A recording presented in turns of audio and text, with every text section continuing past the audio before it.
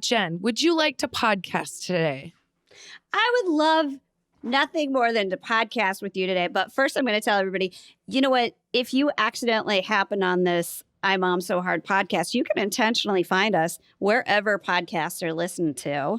You can find us on where are those fancy places? Instagram, Facebook, YouTube, at the I Mom So Hard podcast. You can watch us. You can watch us, which I highly recommend. You can Google us. My eyebrows are excessive today. I'm just trying something new. They look nice. And so do your lips. Them? Yeah. Thanks. I'm using a plumper. Yeah. I tried one of your plumpers once and I thought I was going to have to go to the hospital. You don't mess around with lip plumpers. They should be illegal. I think the one I put on was illegal. It's like a stinging hornet from like Siam or something. I don't know. Do you remember when I put it on and then you convinced my husband to put it on and he almost started crying? He was such a baby about it. He was like, "Oh, it really hurts." Oh man. The funny thing was both our husbands watching a man put on lip gloss that is not used to doing it. And there's some that probably put it on better than me. But these two guys were like stabbing themselves in the lip with this lip plumper wand. And then like making this weird face like they had never noticed they had lips before. Well, they held the wand and moved their lips. So they were like tracing their mouth around this, like, and then they both were such ninnies about it. It was wonderful. I was like, you have no idea what women endure just to look beautiful. Like, let's just plucking my eyebrows feels like I'm being punished. I have an encyclopedia of tasks, and my husband is like, shower, shave, brush his teeth, and then he's ready. Yeah, same. And it takes 5 seconds, and I'm like, hey, can you just do something that feels like it level the playing field? Can you like handle your knees that are ashy? And I don't know why that is, because you're the whitest man I've ever met in my whole life. But you have ashy knees. Can you? He needs to exfoliate. I know. He wouldn't know what that. He would think you were asking him to change a carburetor. Well, I'm trying to deflect the conversation that we intended to have because Kristen doesn't want to talk about what we're going to talk about. But I do want to talk about it. I do want to talk about it, and I want to talk about this thing because I think it's really important when you're experiencing something to talk out loud about it and not, we tell our kids, talk about your feelings, talk about your experiences, tell us how you feel. We got to be prepared to do it ourselves, right? Isn't that the goal?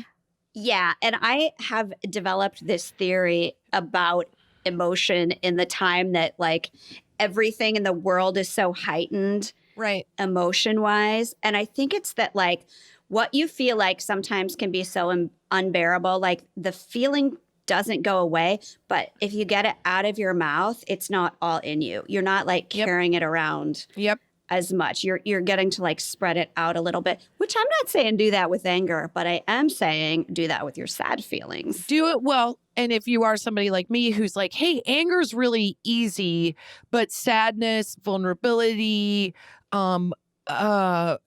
insecurity, those are hard feelings. Like those are the next, but anger can just cover everything. So I'm trying really hard to be present with how I feel, which sounds like really bougie because that's not, it sounds headier than I am as a person. I'm sort of a brass tacks person, but let's get to.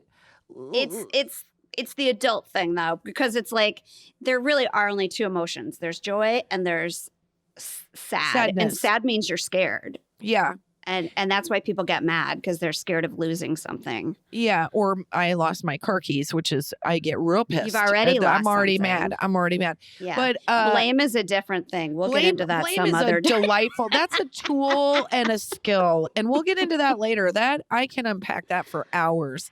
But I'm working on, that's my thesis. Yeah. Blame, how to do it and do it right. Today we're going to talk about something it is sad, but we're going to talk about it in a way that feels okay. But Finn is my son and he is a 4th grader and he is 9 and he'll be 10 in about 6 weeks. And we have started the school year. The entire year has been in remote learning. We are in California where the numbers are the highest in the country. We are enduring COVID unlike almost everybody else. So when they say hospitals are overrun and people are getting sick, it is real for us. It is a very real thing. And my son's teacher, Mr. Glover, died of COVID over the Christmas break. And he was a big fan of Finn. Big fan. And Finn was a big fan of his. And I heard about Mr. Glover from you a lot. Like the whole family really liked him. And you were like, man, we got Mr. Glover. That's the we teacher, hit the man. lotto. Everybody loves him. Everybody loves him because he originally taught first grade and then he went to fourth grade. So there are teachers or kids at this school that he had twice. So the thing I liked about him so much is, and what is so strange about this world we're living in, and I think you can agree, like, we have more access to our teachers now in remote learning than we did when they're going to school. So you hear their voices kind of all day, and you like maybe accidentally walk into the frame and say hi, or although it's weird because you're in this like two-dimensional space, you do have this relationship that grows just like a regular teacher-student relationship.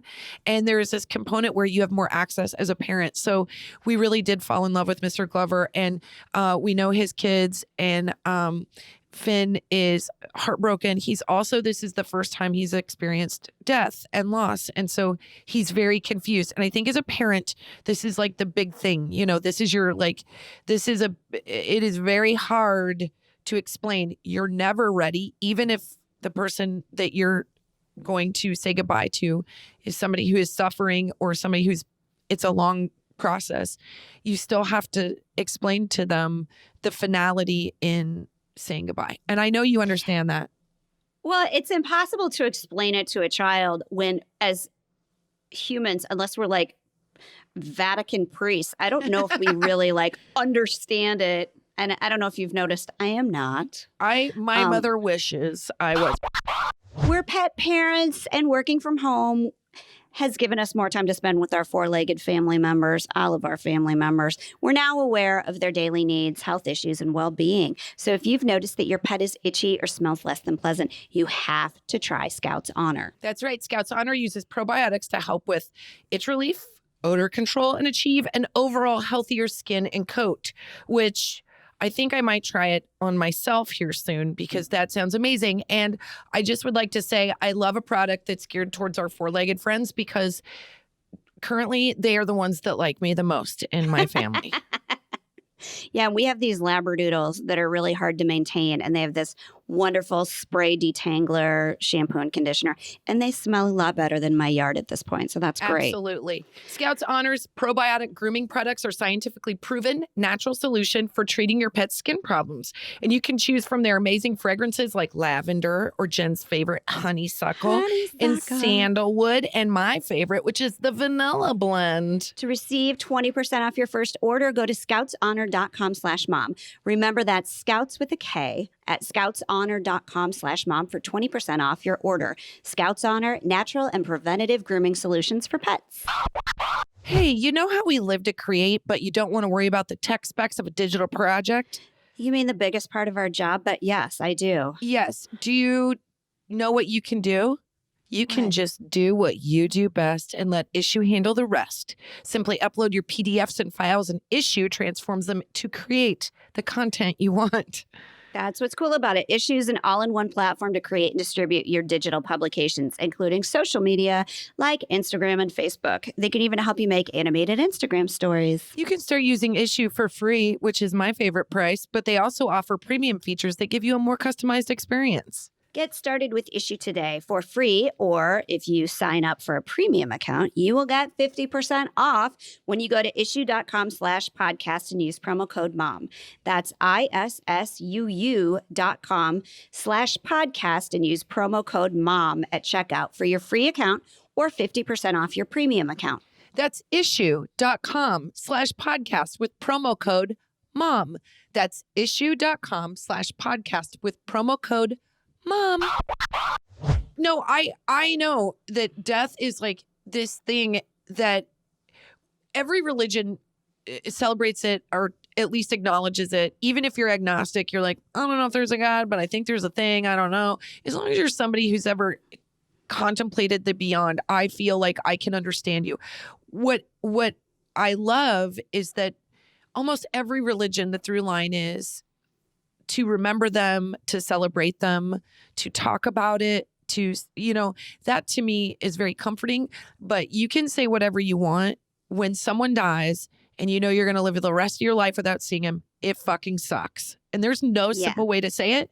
There's no, all the books and all the religions and all the beliefs, it doesn't take away that pit that feels very real when someone passes away. And I do know there are different sizes of the seismic shake, the death. This was a teacher for us.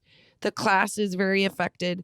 I think if it's somebody that's like, God forbid, a family member or like somebody really close in your circle, the impact is even greater. But Finn, just to see Finn react for the first time when he didn't even understand what the sentence meant. We told him, and he just, his head was like a bobblehead, and he was like, he died. Like there's no making heads or tails of it. And the way he's coping is every kid does it differently. We've had wonderful support from the school, which I can't tell you how much that's meant to us, because it is nice to know there's resources. Like you don't have to wing it. You can there's counselors and people that can say, hey, historically, this has helped us. Well, I think it sucks too, this time in history for Finn to lose his teacher, and obviously for that, his family, because that's who he interacts with besides you guys kind of the most. And like nothing's stable right now, but having that regular person not there anymore. And that's the part about death to me that never makes sense, is like, I always feel like, that they're like, you can't unring a bell. I'm like, well, I don't understand that. Why can't you? Why can't you just go back to that moment and like not have it be that way? I know. I don't get it. I rewind the clock. And that's what Finn keeps saying. He's like, I want things to go back to normal. And the way, then you have to just really, the hardest part, and I know this from being a teacher too, is when someone is grieving, you have to just let them be.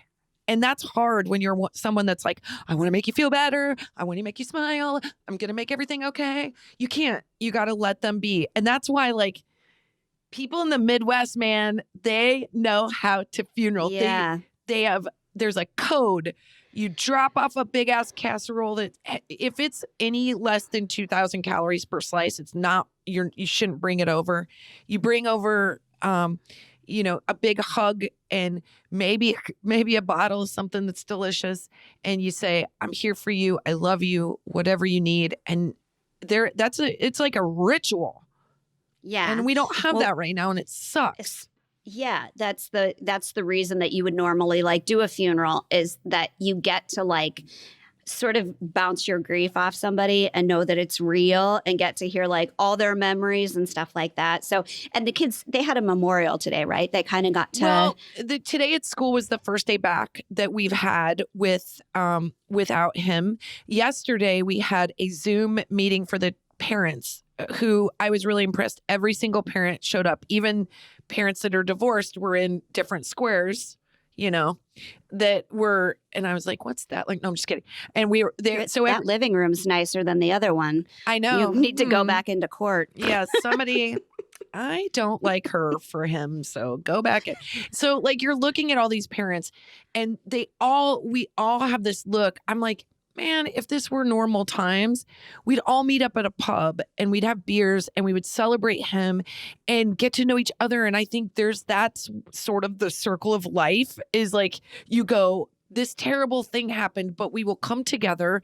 We will be there for each other. And then these friendships and this bonding happens over these moments like this, and you don't have it. So it was this weird Zoom, and you could see everybody so desperate just to get everybody together and like find ways to make it work. And we'll get there. And I swear to God, like come 6 months or however long it takes, I'm going to be so drunk at a local pub with my husband, and we're just going to like toast to Mr. Glover all night long.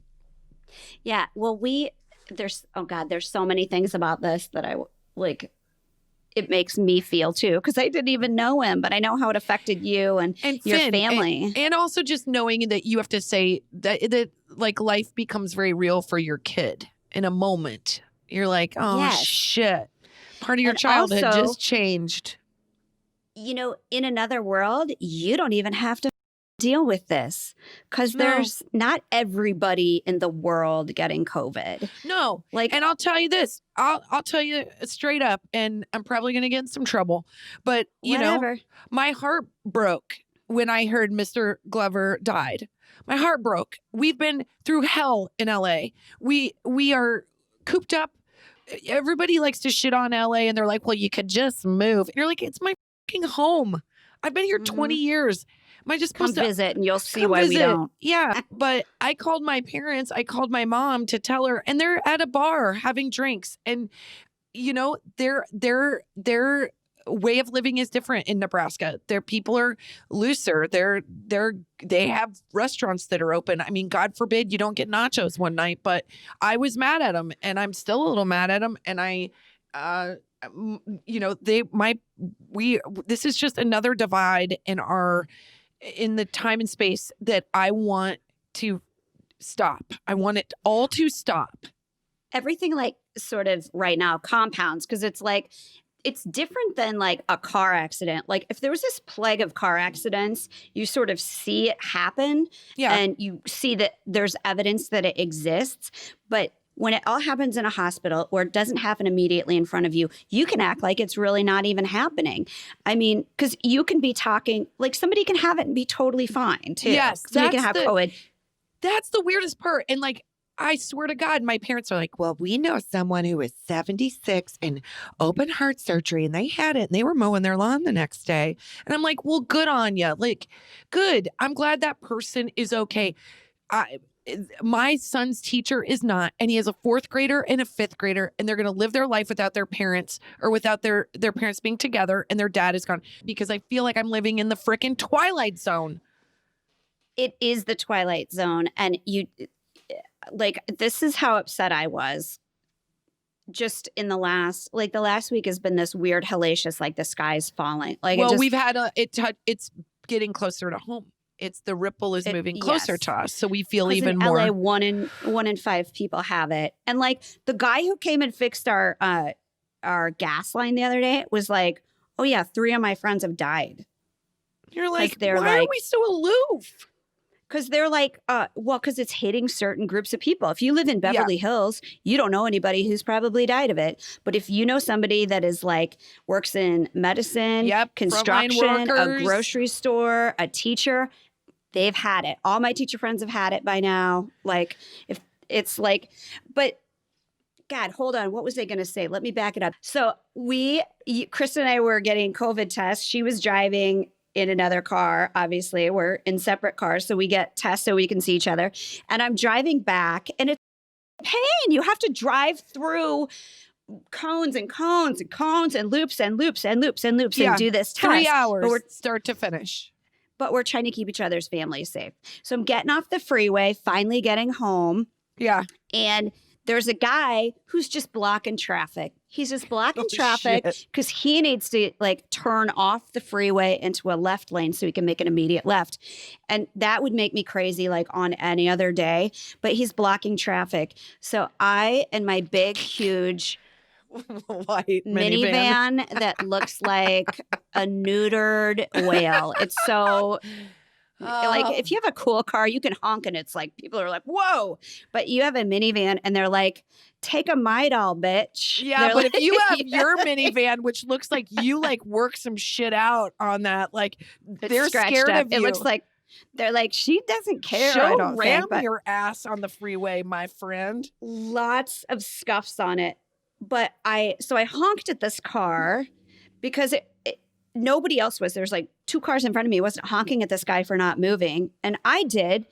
And this guy next to me has his window down and he's smoking cigarettes. And there is something about somebody who's like 75, 80 smoking a cigarette that's a little belligerent. You're like, dodged a bullet, sir.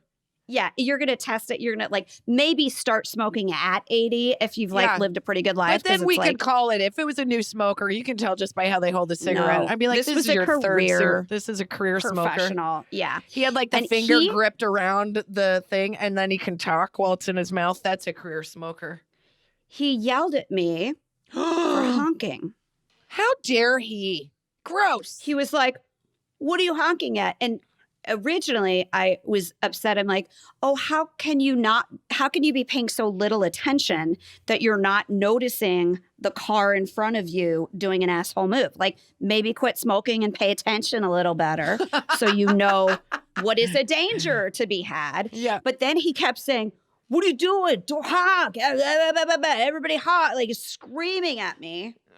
So I put my mask on and I rolled down my window. And I go, wear a fucking mask, buddy. And then I rolled up my window again and I took my mask off and I took my Chrysler back on the road. And you were like, I feel a little bit better about things. I worked some stuff out on him, which he absolutely deserved. But it was like, why do I spend all of my time worried about your ass and everybody else's if you're just a consummate dick to everybody? Because that's what doing the right thing means. That's what nobody wants to tell your kid. Like when they say like do the right thing, be a better person, rise above it, walk away from that thing you want to say that's so mean, drive and not get mad at somebody who's being an idiot. Like trust me, there's nothing harder for someone like me because I want to do the wrong thing. But I'm of course. It feels good. And we're all like so jacked up right now. The world is jacked up. But I will say this on a note of things that took my breath away in a positive way is that I posted about Mr. Glover today on Instagram, which I wasn't going to do. I wasn't going to do it, but then I was like, but I'm nobody's clown. Like I'm a human. So we kind of live these outward lives. If I don't talk about this and then I go back to like posting pictures of movie night in my house, it feels like for what you and I stand for, it feels like I'm not being honest. So, well, yeah, I was hoping that you would. And I didn't want to ask you to do it because I think you do that when you're ready or when you feel it. And also, if I said like, oh, you should share what you're feeling, then you would feel like you had to say it in a certain way. And you said it like, yeah, thank you. I used to take all these different supplements and I got to say like some of it was to give me like energy and some of it was I thought it would make me look younger. I don't know. But anyways, we all have our different reasons. But I was taking 19 different things in these huge horse pills. And now vitamins are the worst and they make you feel barfy. Exactly. And Athletic Greens doesn't do that. I just take my one green drink in the morning, have my coffee, and I'm done, ready to go. That's right. And it doesn't taste like a normal green drink because it mixes really well and there's like no chalky taste. And it's nice to wake up and have a ritual that is about self-care. Exactly. And with ever-changing schedules, it's difficult to maintain effective nutritional habits and give our bodies the nutrients it needs. This is where Athletic Greens comes in. Plus, it's lifestyle friendly, whether you eat keto, paleo, vegan, dairy-free, or gluten-free. And it contains less than 1 gram of sugar without compromising on taste. One scoop of Athletic Greens contains 75 vitamins, minerals, including probiotics and green superfood blend, and more that all work together to increase your energy and your focus and with digestion and support a healthy immune system. And now Athletic Greens is doubling down on supporting your immune system during the winter months. They're offering our audience a free 1-year supply of vitamin D and 5 free travel packs with your first purchase. Simply visit athleticgreens.com/IMOMSOHARD. That's athleticgreens.com/IMOMSOHARD and get your free year supply of vitamin D and 5 free travel packs today with your first purchase. That transition from classroom to home has been difficult to say the least, but it's been a lifesaver. Varsity tutors, right, Kristen? Absolutely. We had to find a way to keep our kids learning and engaged and not turning into zombies. So we and signed not them doing up. it ourselves because we're not qualified. That's way out of our league. We signed them up for Varsity Tutors because Varsity Tutors has free live enrichment classes taught by experts like real life astronauts, real life musicians, wildlife experts, etc., that make learning fun and are not lying about what they know like me. Yeah, I can't tell my kids I'm a lion tamer anymore because that is just highly untrue. Varsity Tutors has hundreds of free online classes that are guaranteed to enrich your child's educational experience. Yeah, our kids actually look forward to not only hopping online, but participating in the classes too. And we like when they participate in a class because that means we don't have to participate in a class. Plus, Varsity Tutors offers one-on-one tutoring, self-study tools, learning pods, and homeschooling resources. To reserve your spot in a free class, go to varsitytutors.com/mom. That's varsitytutors.com/mom. Give your child the confidence and keys to success today at varsitytutors.com/mom. But the one thing I have to say is I posted this post, felt very vulnerable, felt like I was giving, I love the quote, may his memory be a blessing. I love that. I like that idea. So I was like, I'm gonna put it out there, man. There's people that don't know Mr. Glover, and I want his name to like pass through people's, I don't know, I want to put it out there in a positive way. And man, my heart just like exploded when I saw like there's like thousands and thousands and thousands of people saying kind, warm, loving, supportive things. And I think about those kids and all I can think about is those kids. And his kids? Yeah. Is Finn's, the daughter is Finn's classmate and has been for 2 years. And she's just the sweetest thing. And their son is 1 year older. And I think to myself, I just want anything that it can roll forward in a positive way to roll to them. And I know I obviously think about the wife because she's lovely, but there's just something about those kids and enduring what they're dealing with right now that I'm like, I want all the good that can come from this to go like a thoroughfare right to them. So this has been a really tough time. It's nothing compared to what their family is living through. But I do think that this is also just a big shout out to teachers because I think, man, they must feel so tired. They must feel so tired. And they're doing great. My kid, learned. Let's put it this way. Mr. Glover is on with my son from whatever 9 to however they have it set up, 9 to 1 or whatever it is. And never yells at my kid. If I'm with my kid from 9 to 9:15, I've yelled at him twice. I've threatened to take away his iPad, and I've yelled at him twice between 9 a.m. and 9:15. So of course, Finn feels like the one who liked him the most is now not playing. Well, when we started back today too, and I've got the two kids, different rooms, different Zooms, and somehow I managed to walk in to yell at Dash. And because his deal is he's following along, but he's also reading something online or like doing a side project while he's listening. And I tell him, I'm like, it's not respectful to your teacher if you're not looking at what she wants you to look at. Like you're not. Yeah. She spends her time getting that ready for you. So look at it. Just at least humor, whatever, like. And I went in there and I was like, what are you doing? Can you not just look at what she's looking at? You're talking about the population of the Sudan. And he's like, it's my turn to talk. Oh. I'm telling about the Sudan. And I was like, no. Carry on. My apologies. Excellent job, everybody. And then she's like, I'm sorry, everybody. I'm not wearing a shirt. I'm wearing an Olga bra with no support. Clearly, I breastfed. So sorry, everybody. And then not 10 minutes later, I walked into Delilah's room and did the same thing. I know, because we're just the monsters. she's holding up this like little yellow rabbit talking. And I'm like, that's not appropriate. You're not supposed to have toys while you're supposed to be listening. And she's like, I'm showing it for. Oh, no, Jess. And I was like, carry on. Well, we've been off on break. So like, Eleanor, here's the thing. At least she knows I'm trying, right? Yeah, they know I'm trying. Even if I'm doing it wrong. They know we're trying. So Eleanor lost a tooth last night, which I thought was so significant because in the middle of all of this sadness, like it just shows that like life is moving forward no matter what. Keeps like going. life, it keeps going, and it's a wonderful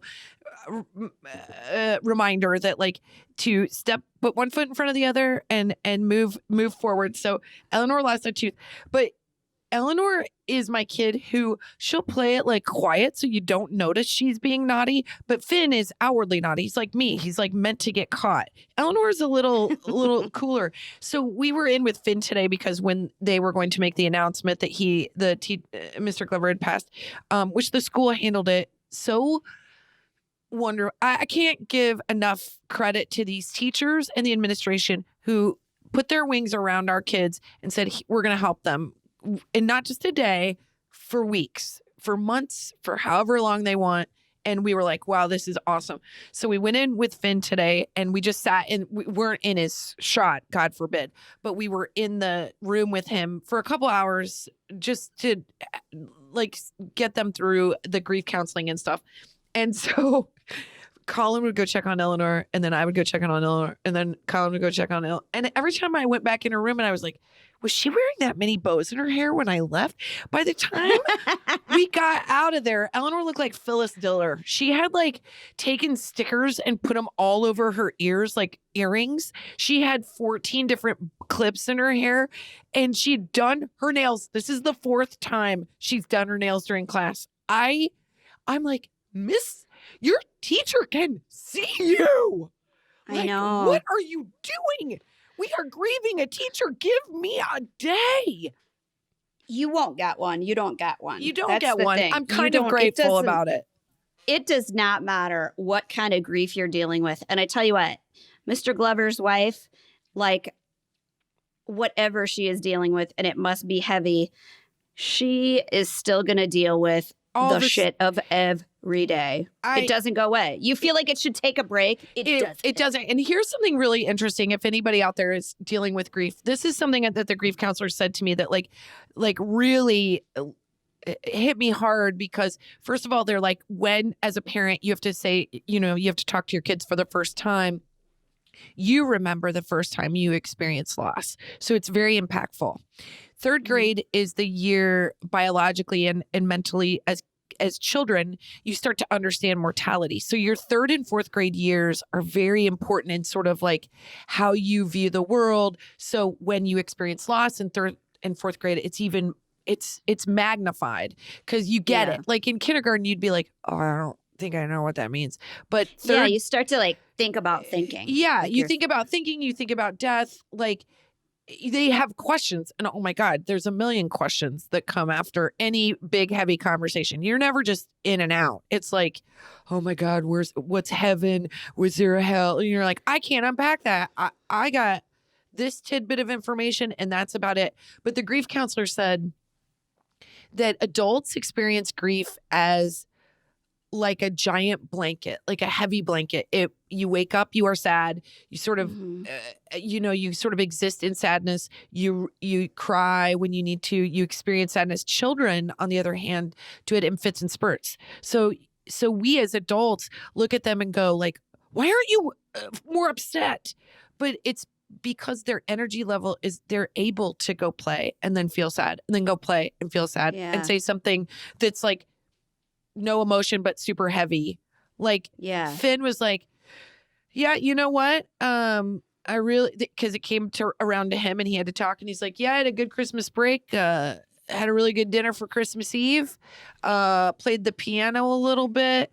Thought about Mr. Glover. Thought about my dad dying. That was about it. And I was like, good God. And I was like, Finn's going to trigger the whole class. And I like freaked in that minute. But then I was like, this is his way of, they're children. They're doing it different. Like I got to chill out, back off, let him be.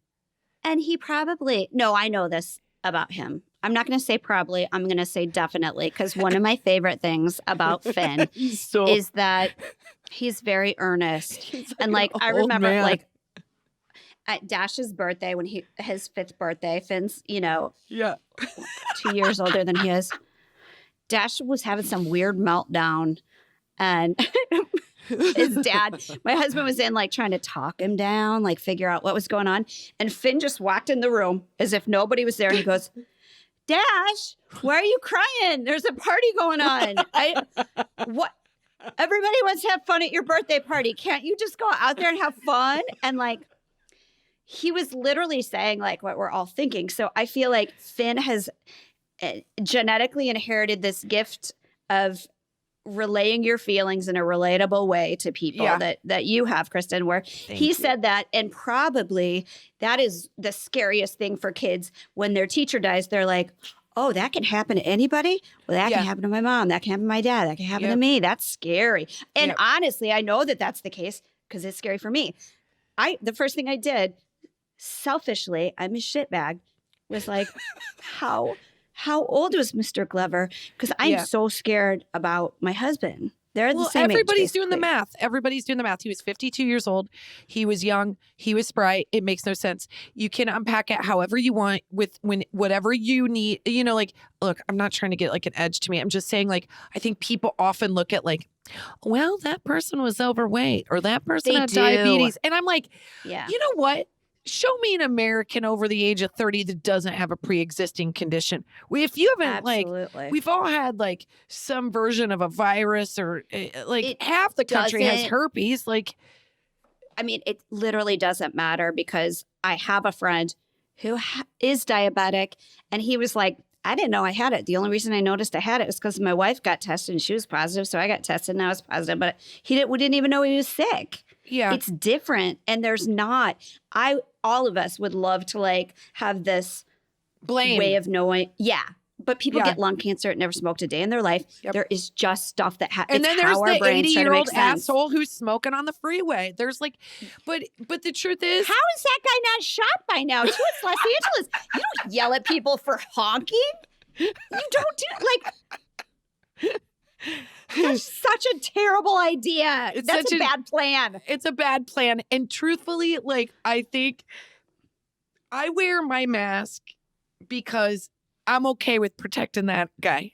And listen, some asshole that comes up that takes care of business on his own with that guy, that's another story. But I'm going to wear a mask for that guy and anybody else out there just because it's your single line of defense. And I'm just going to do it. I'm checked, man. I have a very strong bridge of my nose. If you look closely, I've got a red mark across the top because masks are highly uncomfortable to someone with a profile like mine. But I will tell you that I don't care. I don't care. I don't care. And if you get it and you're a mask wearer, that happens all the time. This is not something that should divide us. This is something that should unite us. And it's already hard enough. People are scared. People are alone. People have to quarantine. You have to be sick by yourself. It's a shitty time. I just think that losing Mr. Glover brought it all home for us and it made me realize, like, I need to lighten up a little bit. I mean, I'm still mad at my parents. I'm not going to let go on that. But I do think that it just taught me that, like, life is short and we got to be in it and we got to be there, like, for the kids. I know that sounds corny, but like these little people, they've been through a lot. Oh God, that's my number one. Like, I don't know why it's in my head where I'm like, well, I'd be fine because there's no reason, it's not. Right. We're all doing the same math. We're like, well, what do I have that would make it hard? Yeah.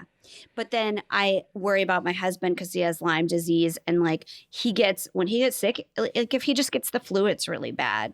And then it's like develops into Lyme disease and like it causes neurological and heart shit. So I worry about it. Yeah, I know you guys do. And I tell him he's good about not taking risks, but like he goes out and he talks to the garbage man because something, or he talks to the gas line guy. And I'm like, I want our kids to have a happy life. So don't make foolish decisions. Yeah. Like don't throw the wear dice. a damn mask.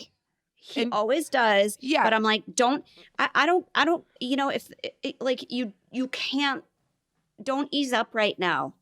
I know. This is the other thing. We're in this like I think everybody, you can sense it in the world. Everybody feels a lot of fatigue and fatigue in a way that I thought 3 months ago we were experiencing, and it feels like I know that's nothing. But I'm still hopeful. Just the fact it's 21 feels awesome. You can sense there's a hopefulness. I don't want this to be a sign or to have people be like, oh, here we go, 21, shit the bed, because I'm going to believe that this is going to be a better year. I'm going to believe that. And Finn is okay. Finn is okay. He's going to be okay. This is a life lesson that is inevitable. If it's not, a teacher, it would be a grandparent. It would be, like life happens. Death is a part of life. It's just a shitty part of being a parent. You want to protect your kids from all the bad news. By the way, on that note, I've got to tell you this. So, as you know, as a parent, when there are these moments that are heavy and intense is generally when the funniest shit in your life happens. Always. Kind of. Like always. Like you're like, you can even, like, there were moments on this, like, grieving Zoom with all these parents. I was like, I normally wouldn't, I shouldn't find this funny, but I'm just going to make a little note that this was funny, because that's how I cope. That's how I cope. Yes. I'm always writing, like, bits or whatever, and I cope that way. A paper thin line between comedy and tragedy. Totally. Course. And we dip our toes in that all the time. And there's like, there's always one like stereotypical dad who's like, just wondering, when are we going to get back to work? Is there going to be a delay in the academics? I'm like, buddy, the teacher just died. Can we give it a minute? And it's COVID and we're in remote learning. Your kid's not going to Harvard anyway. Like, just quick question for those of us out here on the Zoom that are hoping to suppress our feelings. What are some distractions and concerns you can give me, or something to be angry about that I can complain about rather than worry about my inevitable demise? Right. Is there anything else on the docket that we can talk about other than what we should be talking about and why we're here? So there's always one, but I make a note because I'm like, yeah, shit's funny. Like there is always one. And if you don't think there's always one, it's you. There's always one a-hole in the group. And if you don't know, if you're looking around like, no, there's not, it's you. I'm sorry, but own it. Like it's how it is. So I tell Finn, so we're in, oh God, this is a terrible story. I want to story. make sure we get back to long division as soon as possible, because that feels way important right now than, this global pandemic that will be talked about for the next 1,000 years of history. And the loss of this incredible teacher. But let's, can we get back to Weekly Reader? I'm just wondering, anybody else on Schoology enjoying it? Seesaw? I bet you $100 that guy puts apostrophes in the wrong location anyways, as an adult. Yeah, I think the second he did it, his wife did a slow turn and was like, will you shut? I mean, he's like, because everybody, but you know what? Think if he was 8, we'd be like, he's just grieving and doesn't know where he can put it. He's no different. But the thing is, at this age, he should be man enough to know that it's okay to be sad. There was a big burly dad named Colin Sweeney, who I'm married to, who could not, it broke my heart because we were in different squares because he was at his theater, which is empty, and he was working there, and he got on the Zoom and he was deeply moved by this. And he spent a lot of time with Mr. Glover because he works for basically the PTA. He helps with all the fundraising and stuff. And they were good buds. And Colin is this affable, big, kind of angry Irishman who is nothing but a big ball of goo. And he was a very emotional person on this Zoom. And I think it really caught it definitely, there were other dads that were like, I just want to know if anybody wants to Zoom and talk about our feelings. And I was like, that's what we should be doing. We should be okay with that. Let's do that. Well, it's like permission, because I don't know if we talked about this before, but we have a friend, and I'm not going to say who it was, but we have a friend in common who has endured like the worst sort of shocking and abrupt tragedy that was very close to her, like one of the closest people in her life. Yeah. And I don't know what good comes from like horrible things happening, but I can tell you a good thing that came from that happening was she is okay with grief. And it doesn't matter like how little or unimportant it feels to you. If she hears that it happened, she shows up at your house with cookies and flowers and makes you cry because you need to. Like she's like, person. Talk about it. Tell me. Are you like she just asks questions that sometimes you're scared to ask because you're like, I'm going to make this person cry. I know. Why are you so worried about crying? They're going to anyway. Just let them do it in front of you so you can put your hand on them. But we can't right now, which sucks. I know. I know, sucks. But let you're your right. husband let your husband Let him cry and just rub his back and tell. We're never going to tell anybody. Well, I gave him sweet if you sexual love. Is that okay? No, I'm just think kidding. I did not. Honestly, I did not. But if I would have done that, he would cry all the time. We would never get any work done. That's true. He'd use it against you. He'd use it against me. That would be a thing men would understand. They'd be like, "Oh, okay, you do understand." You know, if I show my feelings and I am a little emotionally available, I get laid. That's weird. I should try that. I'm like, have you not watched Bridgerton? Like, be a man. I gotta start. Okay, so let me tell you this. So, and then I'll wrap it up because I think this has been a really nice conversation about this because I have felt just raw, but you'll love this. So Finn finally had a minute. He has been I don't know if this sounds like anyone you know, but my son didn't want to talk about his feelings, kind of wanted to joke about stuff, didn't want to talk directly about it, just wanted to watch like a good series on television called Unsolved Mysteries. Every time I talked to him or asked him questions, he would deflect it and make it something else and just wanted to get over it very quickly. And then finally, with no question at all, Hold on. Was this a quote unquote Finn person wearing a blue plaid shirt? I'm wearing a blue plaid shirt and my son's wearing a blue plaid. You know what, Jen? You know what? Now you're making some points. You're making some points. So Finn, it was such a bizarre thing. What set him, what made him come undone is we were talking about the school year and he goes, how am I going to learn? I learned from Mr. Glover and he was mad that there was a substitute and he was like, she doesn't know what he's doing. I was like, Finn doesn't get that. Like Mr. Glover isn't coming back to like he doesn't like, this is work undone. So Finn, it kind of like started to sink in and he sobbed. And of course, Colin sobbed. And then we were talking about the meeting with the parents and we said, Finn, everybody in this class cares so much about you and cares about all the kids. And we want to keep you guys together. This is a big deal. And I said, I don't know how the word divorce came up, but it was basically like every parent showed up, even the ones. It's always on the tip of your tongue. It's always on the tip of the tongue. But so in the middle of the conversation, Finn's having this very like emotional moment. My husband has tears in his eyes and we're talking to Finn and we're like, everything's going to be okay. Even parents that were divorced were at that meeting, like parents that like, that's everybody showing up. And he said something about divorce and Colin said, you know, my parents were divorced and everything was okay. And Finn, like, it was like his head exploded and he was like, Grandma's divorced? And we were like, in that moment, we realized we've never told the kids that harlot.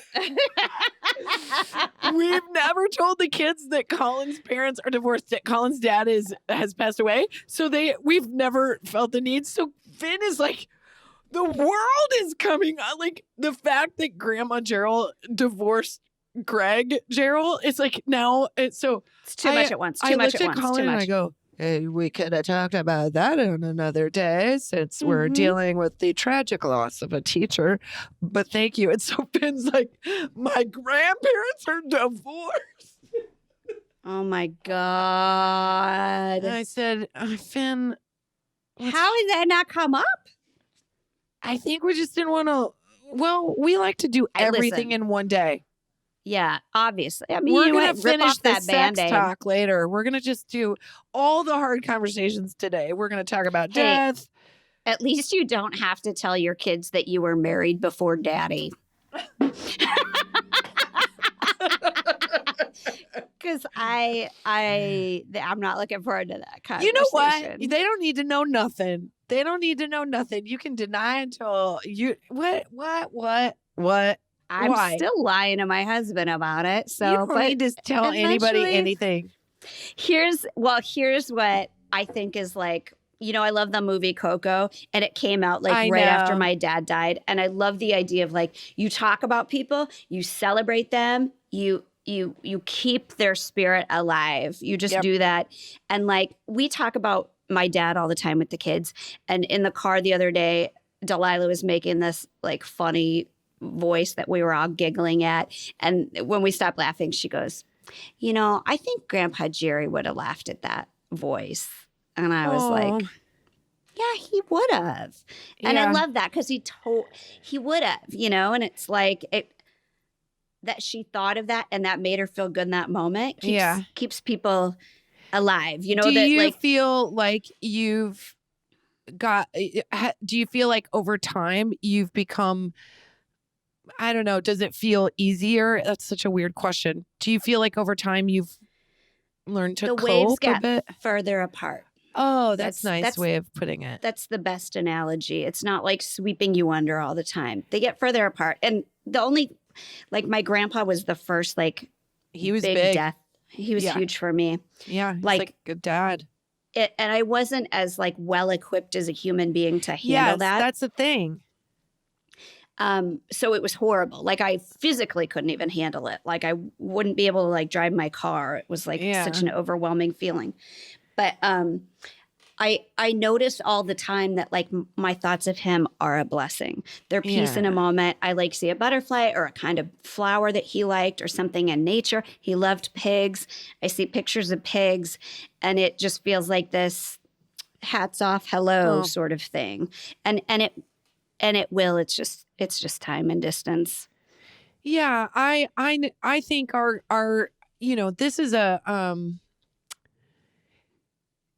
I think this podcast was a really special one because I want this to be like a love letter to Mr. Glover and also just this sort of long-winded prayer to his kids and to his wife. And I hope and I pray that they know how beloved he was and that I hope all the teachers out there know that like you're doing great. Like your bad day is still a good day because you're not the parents. Like that's all the kids care about. They're like, you're not my mom and dad, so you are validated. You validate me, and they like it's so they have important. 10 times as much to deal with, and they're still doing it with a good attitude. Well, I think it's an undisputed fact that Mr. Glover is he's our hot flash. He's our hot flash. He would love that. He would think, you know, we were on a parent-teacher conference one time, and I had that giant wine glass that a mom gave us that's like a comically large wine glass. And then I had IMOMSOHARD on the screen on the Zoom. And then we had done something one night. So we had like 4 bottles of wine. And he's like, I really enjoy, he's English and I'm going to butcher the accent, but he's like, I really enjoy what's in the background. Have you already started? Is that the kind of glass size you need to get through these days? And he goes, that's why I have a Zoom background, because I don't want you to see the 50 bottles of scotch that are behind me. Amazing. So I raise a glass to you, Mr. Glover. We Cheers love to you, Mr. Glover. To all the teachers and to all of you out there. And I'm sorry if I said something mean about my parents, kind of. You know what? Facts Next are few facts. months. Facts are facts. All right. Bye-bye. Bye-bye.